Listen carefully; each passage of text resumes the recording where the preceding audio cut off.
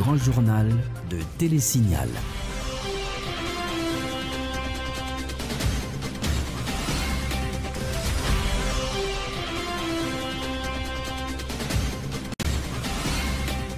Bonjour, bonsoir à toutes et à tous et bienvenue pour cette nouvelle édition du Grand Journal sur Télésignal.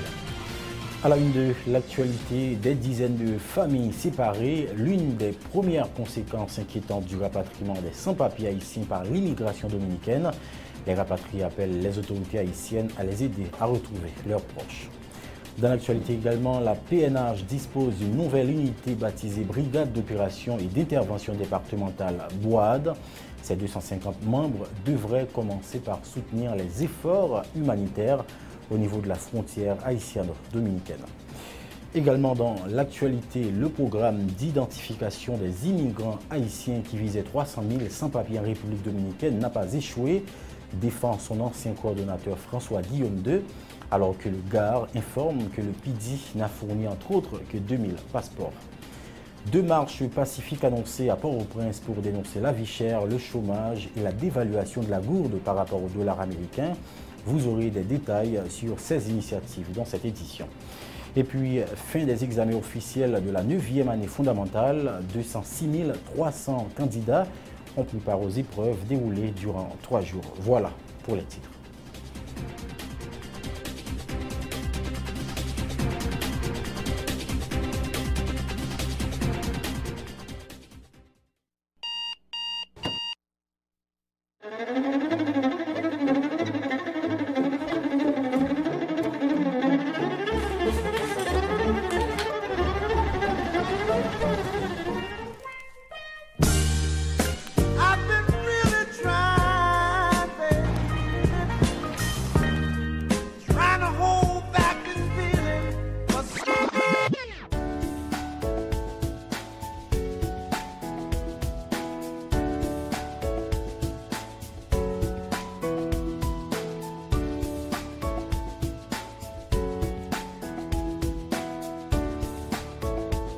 Démaquillant, lotion après rasage et lotion rafraîchissante. Limacol, la fraîcheur de la brise dans une bouteille. Limacol est un produit de la Disprofar en vente dans tous les supermarchés et les pharmacies.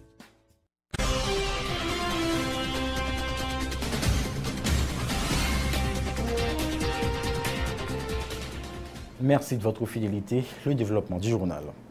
Depuis l'entrée en vigueur de la loi sur les migrations en République dominicaine le 18 juin dernier jusqu'à hier mardi, les autorités dominicaines ont recensé un total de 12 165 migrants haïtiens en situation irrégulière sur leur sol qui ont choisi de rentrer volontiers dans leur pays d'origine. La Direction générale de l'immigration dominicaine, qui a fourni ces chiffres, a tenu à préciser que le retour volontaire des sans-papiers sur leur terre natale les épargne des sanctions relatives au règlement de la migration. Le directeur de la DGM, Dario Paulino Sem, a expliqué que ceux qui ont choisi de rentrer volontairement dans leur pays pourraient retourner en République dominicaine moyennant qu'ils répondent aux exigences en matière de documentation. Le responsable de la DGM en République dominicaine a tenté de rassurer que les rapatriements se feront dans le respect des droits des personnes qui en sont concernées. Et comme annoncé en titre, cela fait seulement 7 jours depuis que les rapatriements d'Haïtiens par l'immigration dominicaine ont débuté et les conséquences les plus inquiétantes commencent déjà à se pointer. Des dizaines de familles séparées, des mères qui ont été contraintes d'abandonner leurs enfants, des femmes rapatriées à l'insu de leur mari, des cas de plus en plus courants rencontrés dans des espaces d'hébergement où les conditions de vie laissent déjà à désirer, situation qui prévaut à Font-Bayard dans la zone frontalière de Malpasse. Écoutez les témoignages de certains des rapatriés. Je prends tout le bagage, je fais 4 petites dans Panyol. Je ne peux pas venir sur le Panyol, je venir de même depuis que je suis perdu pour me faire acheter une famille sans que je ne puisse même pas de famille. Je vais bon, là, je prends nous en Haïti, nous retourner. Si nous retourner, nous encore tuer. Dans la République dominicaine, je travaille, je lave, dans la lavador, je fais cuisine, je fais manger. Depuis, je lave, je caille. 3000 pesos. Depuis les m'a vini et puis quand y a vini nous manipuler rad mettre sous timon après me vini parce que c'est chef qui te prend nous après ça nous va venir avec rien encore. Sorti Neiba entom la kamwe yo ni pram bourem dans machine vini pas gete prend rien mari mal travail à nos jours par contre côté mieux pendant moi fait mal passe sur bonne adresse m'entrer là me vini depuis venir après aide pour manger mais tout ça toujours qui bagay manqué pour faire pour cuvette bagay d'ail père pour ti moun nous manquer rad on pile bagay moi quitter mari c'est domaine il va connaître qui côté actuellement là parce que le vin prendre et là quand moi te vin prendre mettre dans machine en vin prendre pendant ce temps moi pour le vendre et puis Dominique amigation vendre qui est passé le prendre m'pas guetta prendre river la caille pour me te prendre rien mari me derrière seulement avec deux timons moi gain derrière moi vini m'pas connaît qui l'est à venir m'pas prendre nouvelle ni lui-même tout li pas connait qui côté moyen. Des amis regroupés au sein d'une coalition dénommée SOS Solidarité se proposent d'aider des compatriotes haïtiens expulsés de la République dominicaine. Une journée musicale a été organisée en ce sens ce mercredi, au cours de laquelle la coalition a reçu des dons en espèces et des différents produits comme des ustensiles de cuisine, de nettoyage, des matelas, des produits pour bébés et provisions alimentaires. Selon l'un des initiateurs du mouvement, Roxane Ledan, SOS Solidarité a déjà collecté pas mal d'articles qui seront confiés à l'organisation des pères jésuites chargés d'assurer la distribution aux rapatriés se trouvant dans des centres d'accueil en Haïti.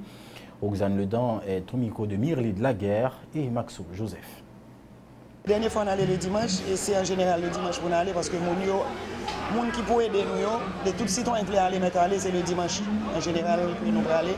Dimanche, ça, probablement, nous allons ranger pour aller. Et si possible, dès demain, nous déjà fait trier là. Si nous regardons dehors, un camion qui est là, qui paraît. Et boîte là, nous tout mettons dans boîte, nous faisons des inventaires et camion a tout embarqué aujourd'hui. Pour parer, nous allons continuer, nous allons tout voir la première série à demain. Et si nous continuer jusqu'à dimanche. Et nous ne connaissons pas combien de kits parce que nous ne recevons pas kit.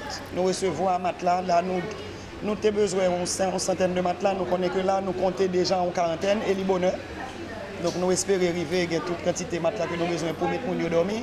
Nous connaissons que nous avons pile nous avons des petits bébés que nous avons là déjà.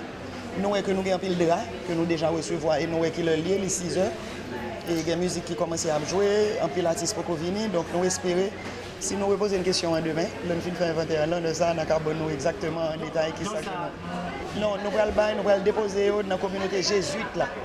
Et c'est messieurs jésuites qui pourront le prendre, qui pourront le distribuer en fonction de besoins journaliers, quotidiens ou hebdomadaires de monde. Nous ne pouvons pas le directement du tout parce que nous ne pouvons pas que ni pas gaspiller ni passer dans de mauvaises conditions. C'est jésuites qui ont distribué.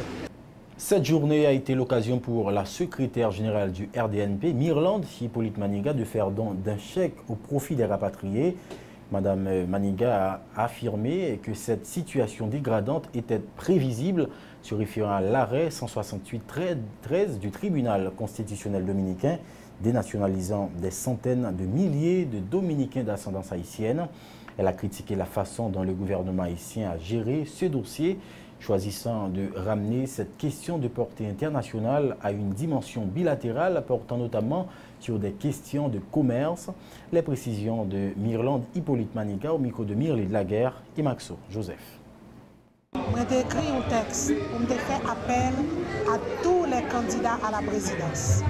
Pour me demander on fait un petit campo sur le programme, sur la campagne, pour nous mettre ensemble, pour nous voir ça nous capables de faire. Mais par-delà, candidat à la présidence, je me fais appel à tout le peuple haïtien et je suis capable de dire que c'est le premier groupe qui répond. Donc, ce n'est pas un problème qu'il a connu. Donc, le gouvernement haïtien, il prend trop tard. Le premier reproche que je suis capable de faire, c'est que lorsque Barrel a pété il y a 2 ans, nous avons un paquet de monde dans la communauté internationale. OEA, l'ONU, un paquet de mouvements caritatifs, mouvements religieux qui voulaient aider nous. Et ils ont posé problème en termes de droits de l'homme et en termes de droit. Et c'est sous ça pour nous chita. Il n'y a pas de droit. République dominicaine, tant qu'Haïti, s'il y a un paquet de conventions que n'est pas respecté. Donc c'est sous ça pour nous déprendre. Mais qui ça, le gouvernement haïtien a fait? Dans le chita avec les Dominicains, de qui ça y a parlé de problèmes commerciaux. Ce n'était pas ça l'important. Ce qui était important, c'était ça malheureux ça. Et échéance l'arrivée. Donc, la République dominicaine n'a pas bêtisé lui-même, il connaît qui ça va le faire. Mais nous-mêmes, qu'on y est là, en tant que peuple, premier pays, côté ces esclaves qui prennent l'indépendance. Et nous t'ai aidé la République dominicaine du 19e siècle. Nous t'ai aidé. Il faut oublier ça, mais nous t'ai aidé. Nous l'avions annoncé en titre, l'ancien ministre des Haïtiens vivants à l'étranger se lave les mains dans l'échec du PIDI. Le programme d'identification et de documentation des immigrants haïtiens initié par l'administration Martelly-Lamotte, sous laquelle il était le titulaire du MAV et coordonnait le PIDI. François Guillaume II a mis en avant les nombreuses difficultés rencontrées en Haïti pour se procurer d'une pièce d'identification, pour expliquer que la tâche n'a pas été facile pour la coordination du PIDI. M. Guillaume II estime cependant avoir fait le nécessaire à ce sujet, indiquant que de juin à novembre 2014, 35% des personnes ciblées par le PIDI avaient reçu des documents d'identification. Le programme avait projeté d'enregistrer 120 000 compatriotes de janvier à juin 2015, a dit François Guillaume II, déplorant que le changement du gouvernement survenu en début d'année ait paralysé le bon déroulement du programme. Écoutons ses explications. C'est lourd, les nous ici, nous, qui problème. Combien de temps que nous comptons passer pour joindre un document, que ce soit peut-être passeport ou bien aller ouais pour l'autre bord, c'est un programme qui engage 3 grandes institutions, DGI, ONI, immigration, inter-étrangère, donc organisation, coordination, ça, c'est vraiment lourd. Donc, résultat escompté, l'même du résultat escompté, on était espéré plus de documents plus rapides, 17% de remise de documents avant octobre, nous passons de 35% en novembre. Bon, avec un taux accéléré de remise de documents, ça, et puis l'autre site que nous prévoyons mettre en République dominicaine, nous espéré vraiment que nous avons identifié 120 000 de compatriotes, nous, entre période janvier à juin 2015. Cependant, nous connaissons qu'en décembre, janvier, il y a eu un changement de gouvernement, donc après ça, je ne suis pas vraiment au courant de qui ça passé. Soulignons que ces chiffres fournis par François Guillaume II diffèrent de ceux des organisations des droits humains travaillant sur la question migratoire en Haïti.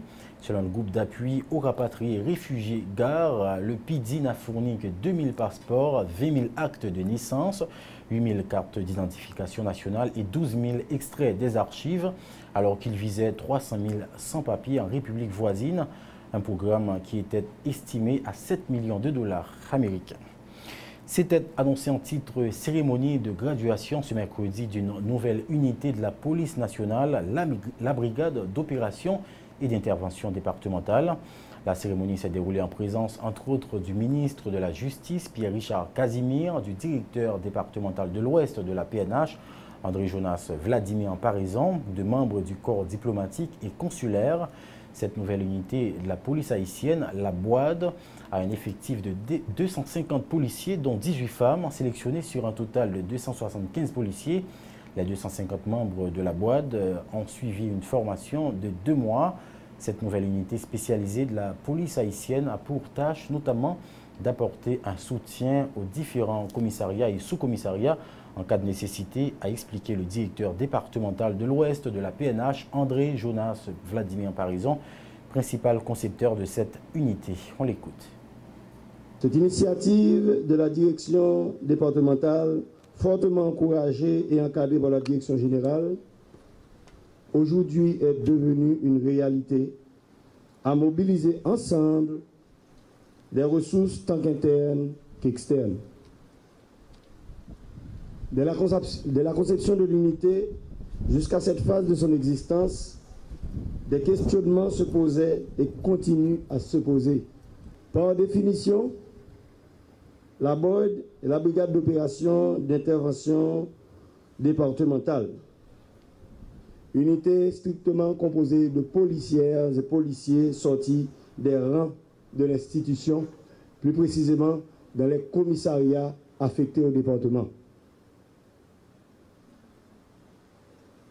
L'esprit de ce recrutement vient avec la faiblesse de certains départements qui se sont, de manière géographique, situés très éloignés de la capitale et qu'en réponse à certaines urgences, demanderaient une assistance rapide des unités spécialisées de la police nationale, plus précisément IGPNH, SWAT et la compagnie CIMO, corps du maintien de l'ordre national. Les 250 agents de la BOAD seront déployés dans des passages frontaliers entre Haïti et la République dominicaine, officiellement retenus pour accueillir nos compatriotes rapatriés, a indiqué pour sa part le ministre de la Justice. Pierre-Richard Casimir se réjouit de la création de la brigade d'opération et d'intervention départementale qui, a-t-il affirmé, est arrivée à point nommé à un moment où Haïti fait face à une vague de déportation de migrants en situation irrégulière sur le sol dominicain. Suivez les déclarations de Pierre-Richard Casimir au micro de Joniste Saint-Silus et Samus David François. Ce matin, sur la route menant ici, à l'École nationale de police, je pensais à cette cérémonie de graduation et je me disais qu'il y a dans l'existence des hasards heureux. Voilà une unité spécialisée qui vient à un moment où le pays, l'État a énormément besoin d'elle. En d'autres termes, je suis tout à fait convaincu que la sortie de cette nouvelle unité spécialisée tombe à point nommé. Elle aura la vocation de continuer et de parfaire la mission de la PNH, qui est d'assurer la protection et le respect des libertés des personnes, des vies et des biens. Une mission noble qui met la police au service des citoyens et citoyennes et fait d'elle la protectrice de la vie et de la liberté. La formation et les pratiques de la brigade d'opération et d'intervention départementale vont certainement revêtir un caractère de service public universel. Elle n'est pas une unité de trop.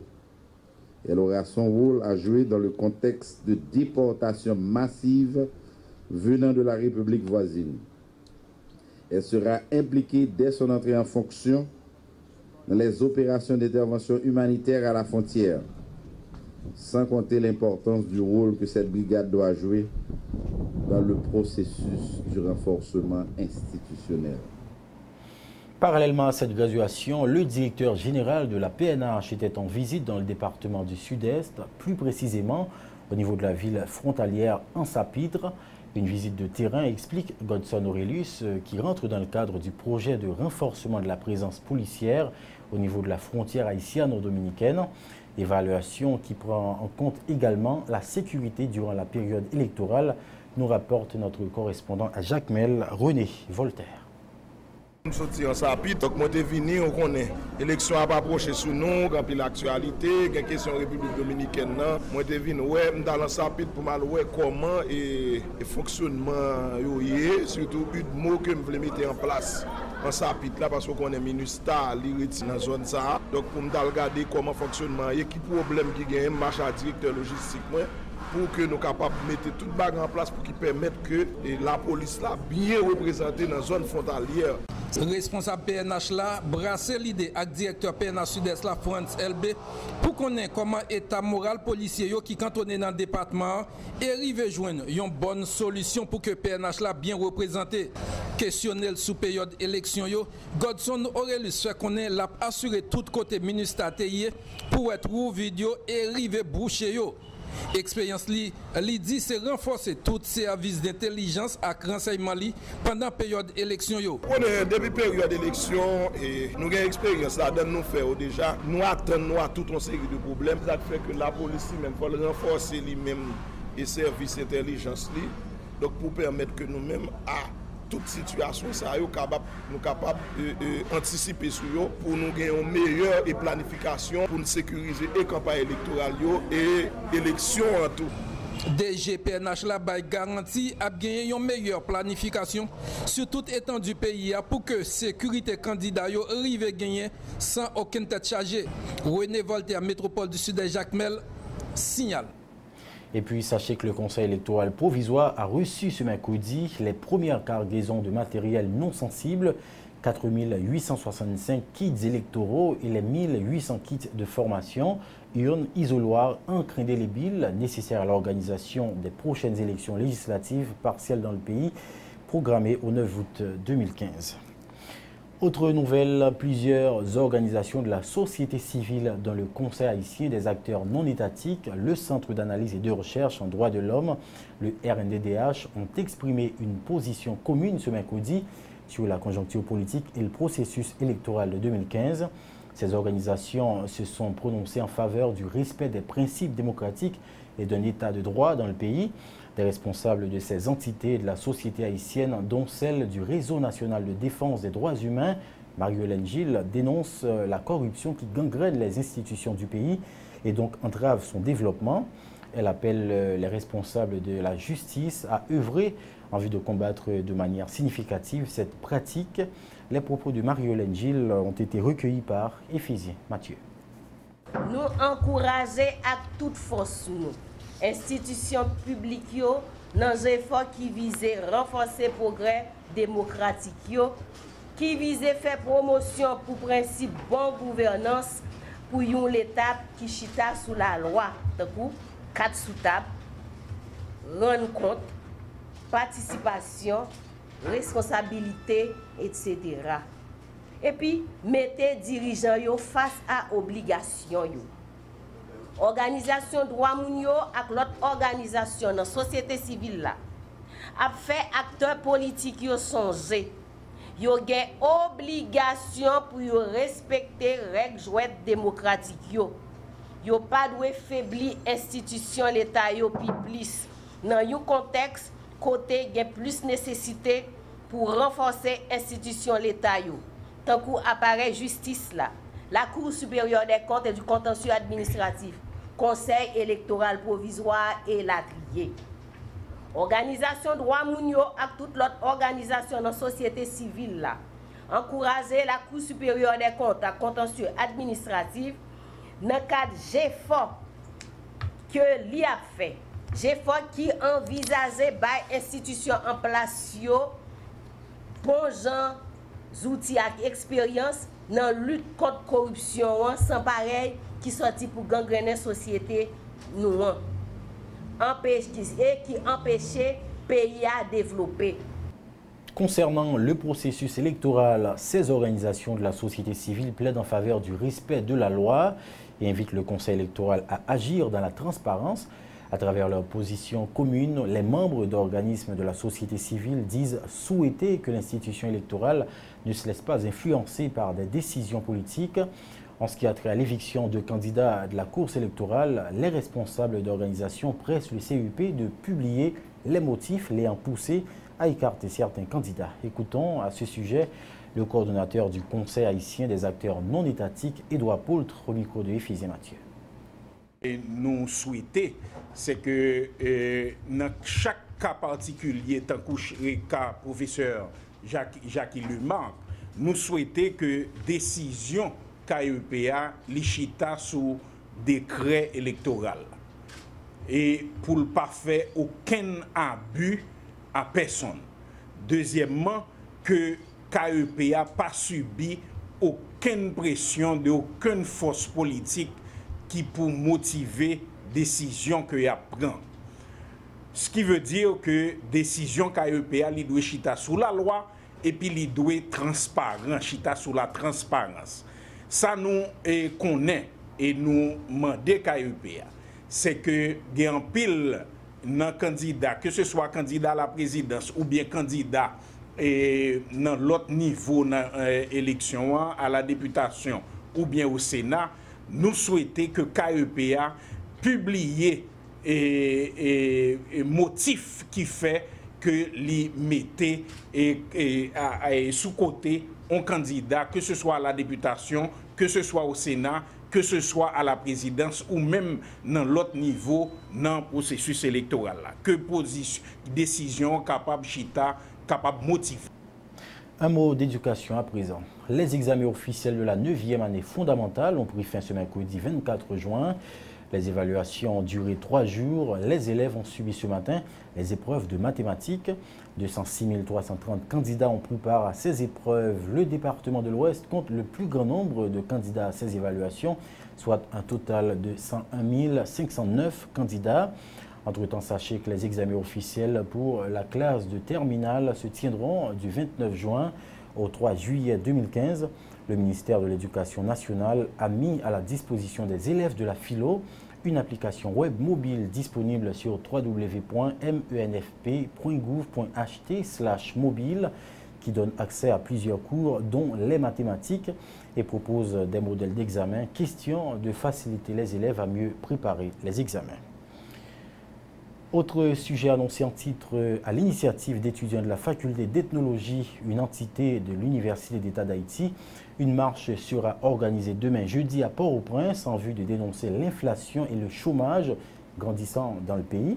Cette marche qui partira devant les locaux de la faculté d'ethnologie au Champ de Mars pour aboutir devant le ministère des Affaires sociales tend à forcer l'État haïtien à assumer ses responsabilités face à la détérioration des conditions de vie du peuple haïtien.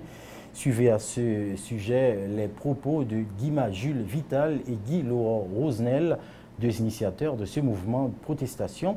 Ils étaient au micro de Jasmin Denis. Là, nous regardons question grangou, question la misère, question chômage, c'est des bagages qui sont capables d'éclater la société en général. Et c'est un bagage qui et concerner les gens qui sont pauvres, les gens qui sont vulnérables.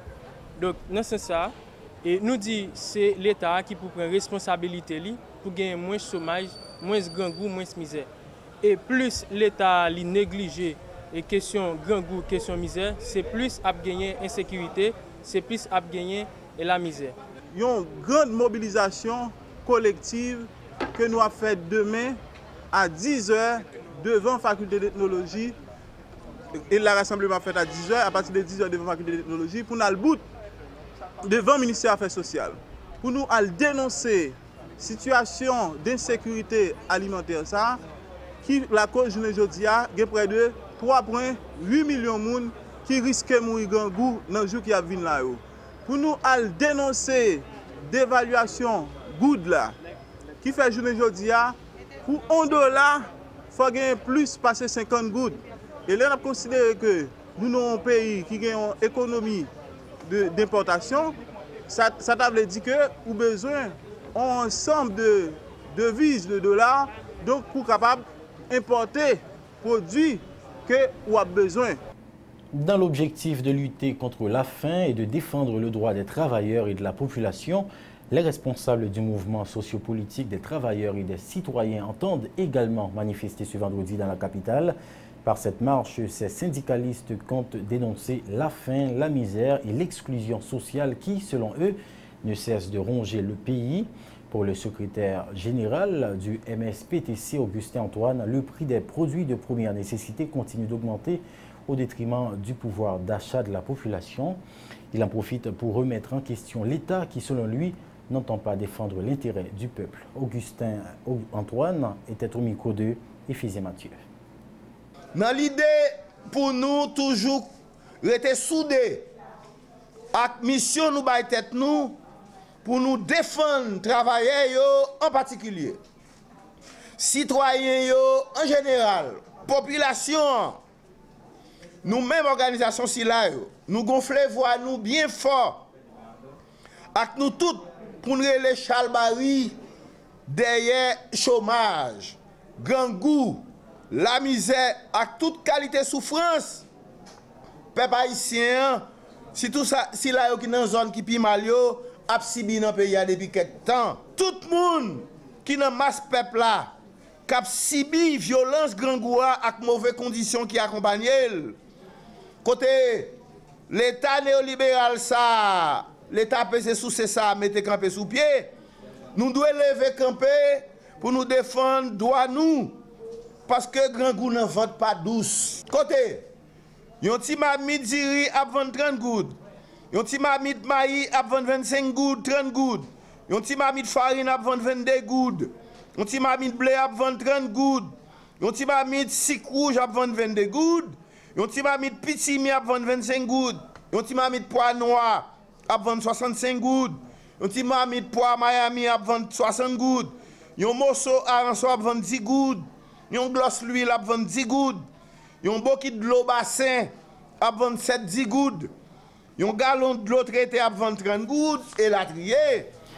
À présent, le rappel des titres avant de fermer cette édition. Des dizaines de familles séparées, l'une des premières conséquences inquiétantes du rapatriement des sans-papiers haïtiens par l'immigration dominicaine. Les rapatriés appellent les autorités haïtiennes à les aider à retrouver leurs proches.